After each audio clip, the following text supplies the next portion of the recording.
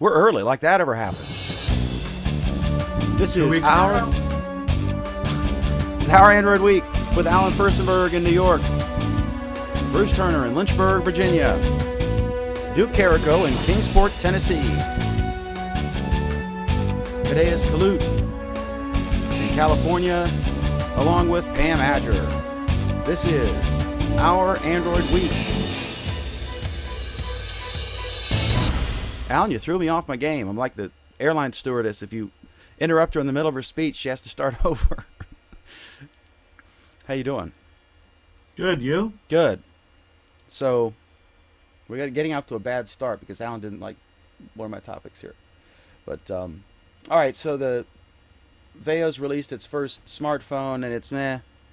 It brings up an issue we've discussed multiple times, which is fragmentation, all the different versions of Android, and how they're putting all these cool whistles and bells in Lollipop, etc., etc.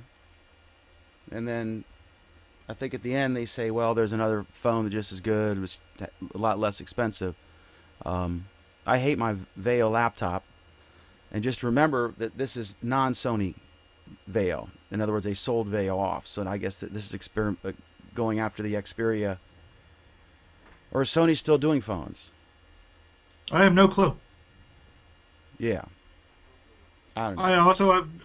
I also am not sure what you're talking about on the fragmentation side. Yeah, it's another phone. It's running Lollipop. It's got almost no bloatware added onto it. It's got very few customizations.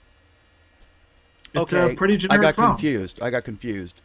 I thought this was the 5 was not Lollipop. So I don't know what the hell I'm talking about. But that doesn't stop you. Correct. The interesting part of this to me is the suggestion that in some markets you can get it for, $30 a month without any other commitment. It wasn't clear to me what the hell that meant. But it makes it sound like, okay, this is a generic phone they'll throw in if you buy their wireless service. Okay. All right. So there we have it. Go Veo. Is it Veo or Vio? Veo? I have no clue. I don't care either. Yeah. I'll never forgive them for selling me this shitty laptop. All right. So Apple. Did you block a laptop, Dan? Huh? Nothing. Yeah, I bought it. It was $1,000. Got it at Costco. Apple will offer Android switchers gift cards to trade in rival smartphones for iPhones. That's a surprise. That's hysterical is what it is. Who would need a... Their consumer is not someone I would think would be motivated by cost savings of any kind. That's the point. Apple is now getting to the point where they've saturated the people who will buy their phones at full price. They realize that Android is tapping into the market of people who want an affordable phone, so they're trying to lure you over. It's a really funny tactic in my mind. I think the best deal out there, if you have to use Sprint, which I do, is for the iPhone. I think they have iPhone for Life, and I think they have Galaxy for Life or something similar, where it's no money down, and you're leasing the phone for a 1 or 2 year deal. And it ends up being the phone, everything $100. The insurance, $100 a month, unlimited everything.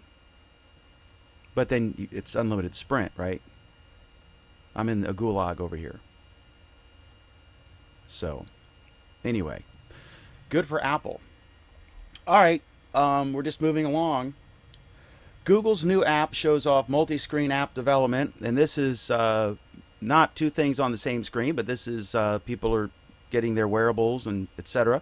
And the idea that Apple's had for quite some time is that you can write a single app that will work on everything, I guess. And they've released this, or maybe I get that wrong. I'm getting the face from Alan.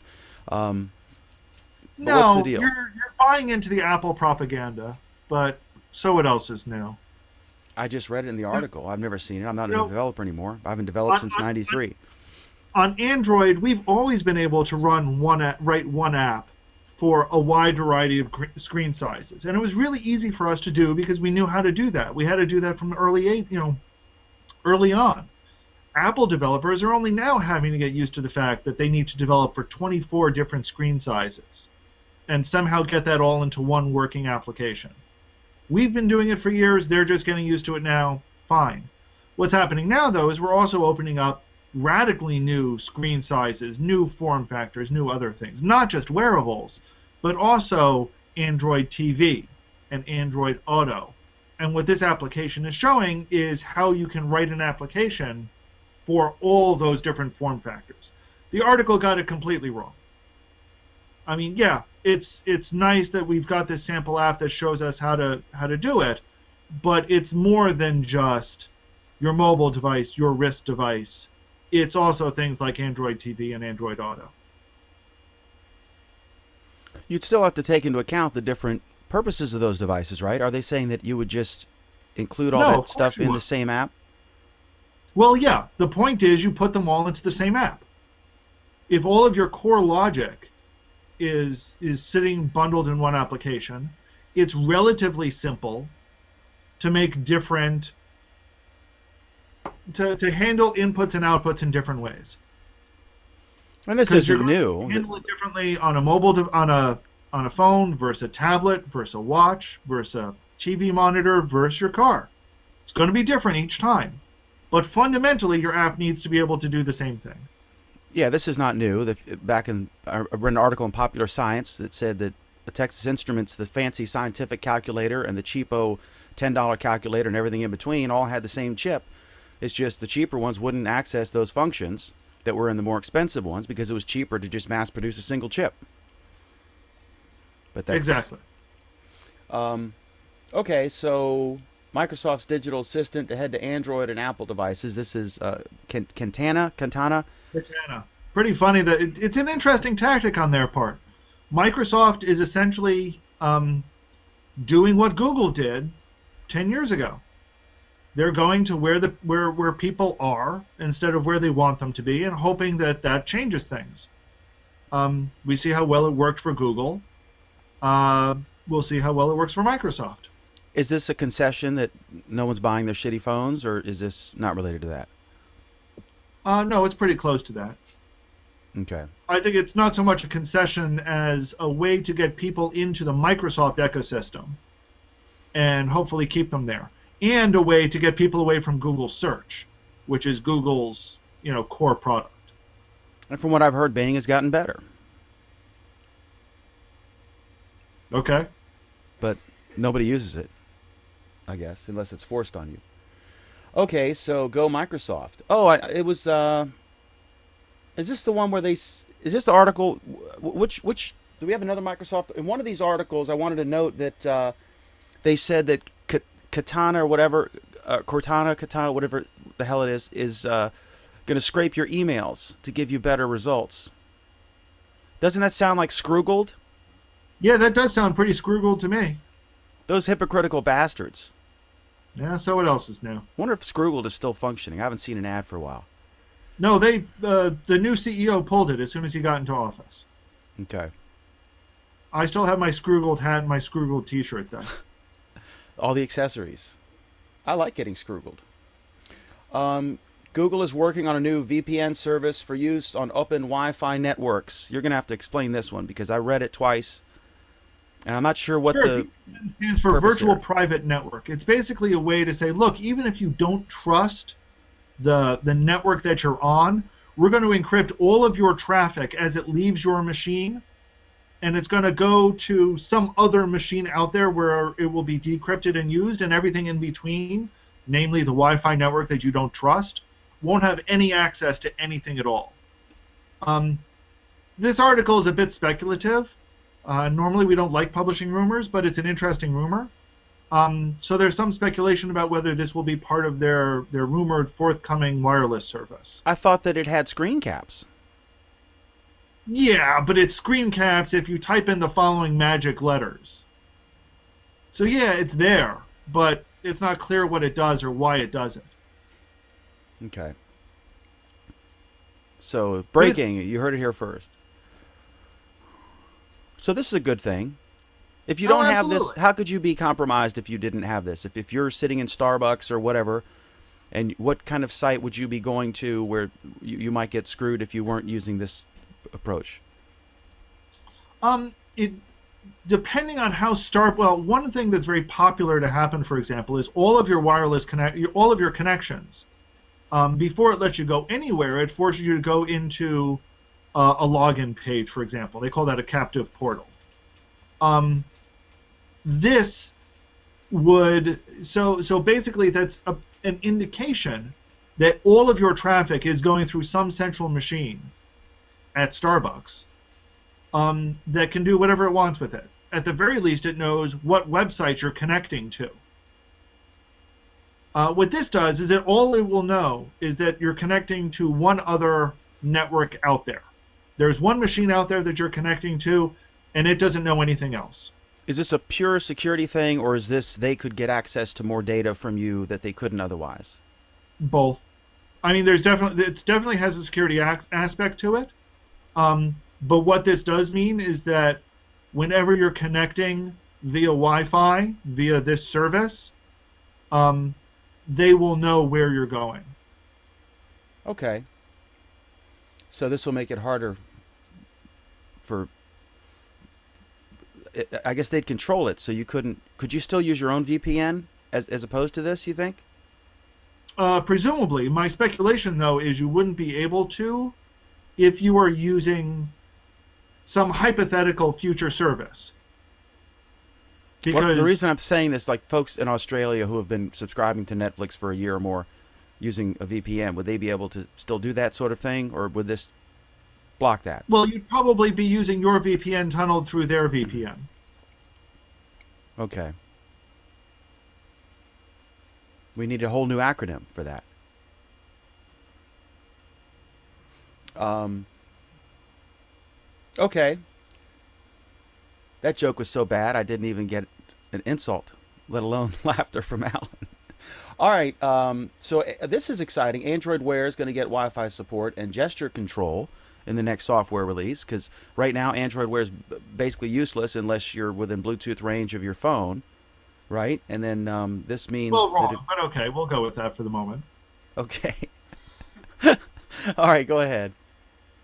Well, no, this is, I mean, it's an interesting addition. Basically, it says that your watch will be able to connect to your local connect to your local network or other networks that's permitted to. Um, if the watch has Wi-Fi,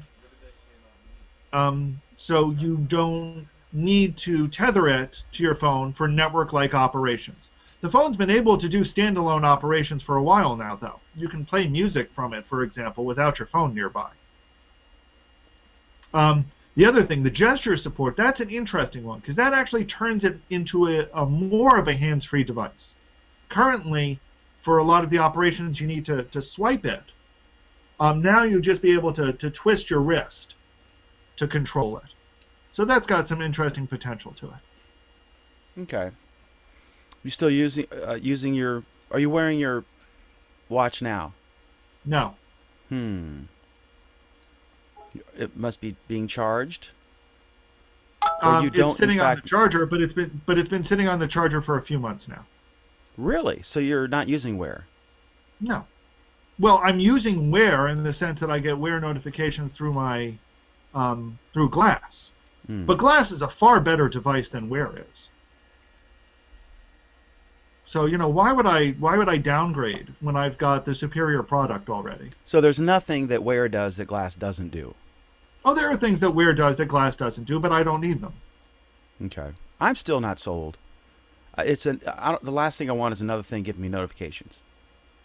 If I got one Well, free, that's I'd the play with point. it. It's not another thing giving you notifications. It replaces or supplements the thing that's already giving you notifications, and it gives them to you in a better, faster, easier to handle way. One, I still have the notification on my phone. It's just not going to beep. If you sent me a text, and if I was using If I send you a Hangouts, text okay. and you looked at it on your watch and then you swiped it away on your watch, it's gone from your phone. Oh, okay. All right. Well, that's good. I'm still not sold. I'm not anti-Wear. I don't see the value proposition. Next up is Chrome for Android to push web app adoption with an add to home screen pop up. So if you're in a web app in your Chrome on your phone, this will only apply if you visited the same site a second time in the same 2 week period to try to. And it's actually a web app, and And it's a that's web app. important to understand as well. Now explain. Um, I know like my bank has a thing that it's clearly a web app, but I go to the Play Store and I download the First Bank app, and then it's clearly on a web thing. It's Well, mass. that's not a web app. Tell me what. Specifically, this talks about what are referred to as Chrome applications. These are applications that run inside Chrome. So, for example, we saw 6 months or so ago on the desktop version of Hangouts. They got a desktop version of Hangouts that ran inside Chrome. It ends up, if you're doing it with Chrome OS, it ends up as another icon. It sort of runs in its own window, but it makes extensive use of Chrome's infrastructure. These are Chrome web apps. There are differences between these and web apps that are downloaded every time from a website. And these are very different from applications that all they do is run web pages that get loaded in, which is what your bank's app probably is. Okay. These are a different creature. They take advantage of several specific Chrome APIs. They're installable, they're downloadable, they're applications. They just happen to run using Chrome OS, using Chrome. But you don't download them from the. You do or do not download them in the Play Store.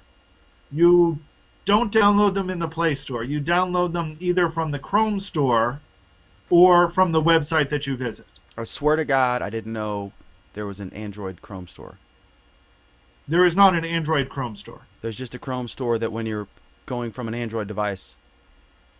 There is a Chrome Store. Has nothing to do with an Android device. I mean, I knew there was a Chrome Store. That's it.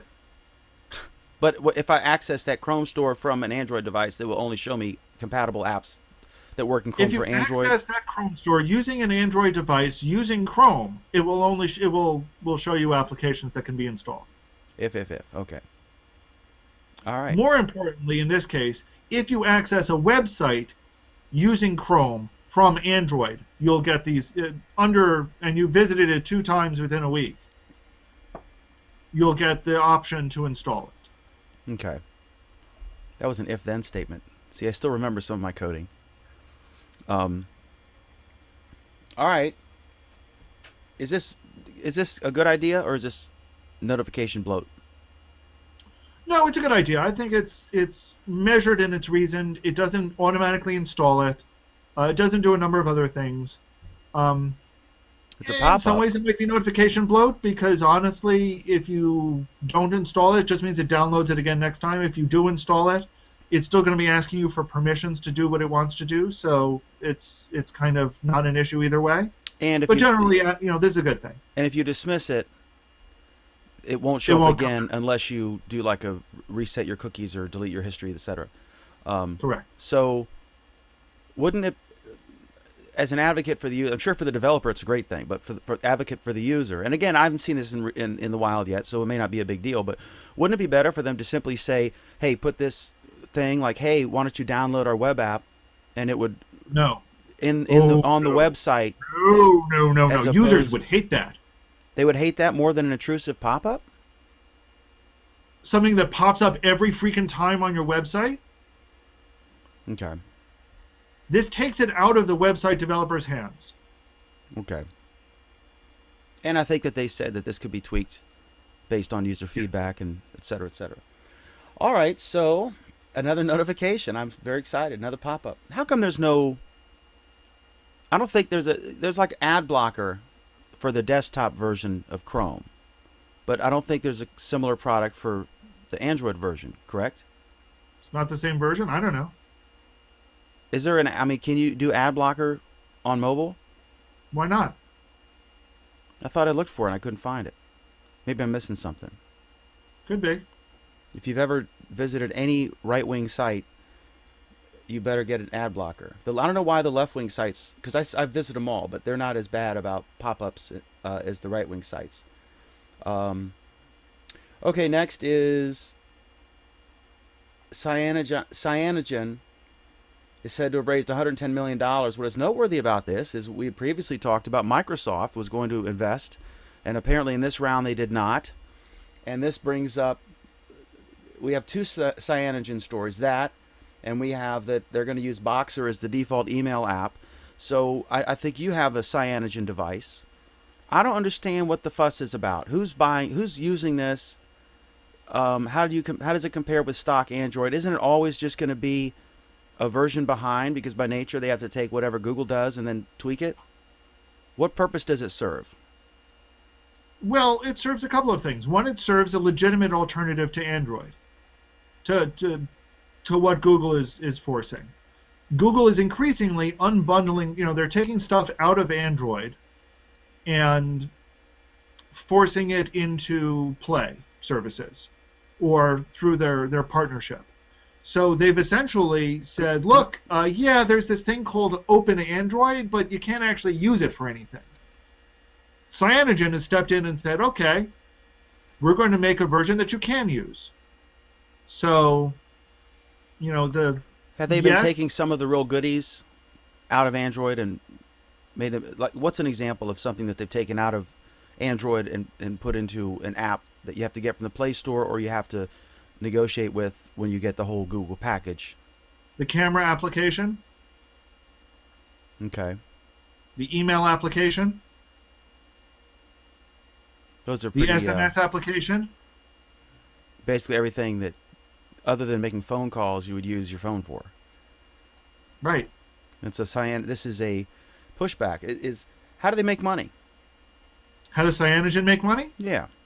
Same way Google makes money with Android. Ads? No. How many ads have you seen pop up in Android? I don't know. I mean, Google depends. makes money on Android by licensing Android in the Play Store to manufacturers. I didn't think manufacturers had to pay for Android. What was that? I didn't know manufacturers had to pay for Android. Well, they have to license it in order to get access to the Google Play Store.